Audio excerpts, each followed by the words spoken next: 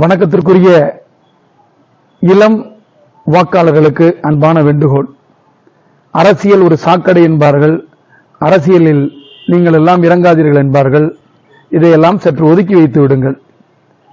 இங்கே நடப்பது மன்னர் ஆட்சி அல்ல, ஒரு சட்டத்தின் கீழ் நடக்கக்கூடிய அரசியல் ரீதியான ஆட்சியில்தான் நாம் எல்லாம் வாழ்ந்து கொண்டிருக்கிறோம்.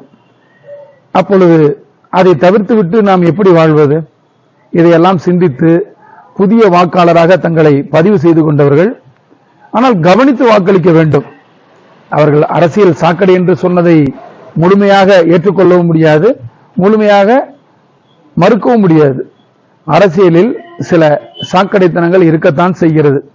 அதை சுத்தம் செய்வதற்காகத்தான் ஸ்வச் பாரத் என்கின்ற மகத்தான திட்டத்தை எடுத்து வந்த வணக்கத்திற்குரிய பாரத பிரதமர் மோடி அவர்களுடைய சின்னமான தாமரை சின்னத்திற்கு உங்களுடைய முதல் முறை வாக்கை பொன்னான வாக்காக அளித்து, தாமரை சின்னங்கள் எங்கேயெல்லாம் நிறுத்தப்பட்டிருக்கிறதோ அங்கு தாமரை சின்னத்திற்கும் அதனுடைய கூட்டணி கட்சிகளான அம்மா மக்கள் முன்னேற்ற கட்சி கூட்டணிக்கு அவர்களுக்கு குக்கர் சின்னத்திலும், பாட்டாளி மக்கள் கட்சிக்கு அவர்களுக்கு வழங்கப்பட்டிருக்கக்கூடிய மாம்பழம் சின்னத்திலும், ஓபிஎஸ் அவர்களுடைய சின்னமான சுயேட்சை சின்னத்திற்கும் அந்தந்த பகுதியில் இருக்கக்கூடிய இளம் தலைமுறை வாக்காளர்கள் வாக்குகளை அளிக்க வேண்டுமாய் அன்போடு கேட்டுக்கொள்கிறோம்.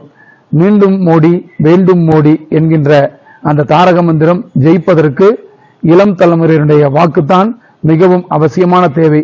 அந்த அடிப்படையிலே திருச்சி மாவட்டத்திலே பெருவாரியாக சேர்க்கப்பட்டிருக்கக்கூடிய இளம் தலைமுறை வாக்காளர்கள் திருச்சி மாவட்டத்தை பொறுத்த மட்டிலும் வணக்கத்திற்குரிய சகோதரர் செந்தில்நாதன் அவர்களுக்கு குக்கர் சின்னம் இடம்பெற்றிருக்கக்கூடிய 4வது இடத்தில் அவருடைய பெயர் இடம்பெற்றிருக்கிறது. அவர் வெற்றி பெறும்போது அவர் 1ஆம் இடத்தில் இருக்க வேண்டும்.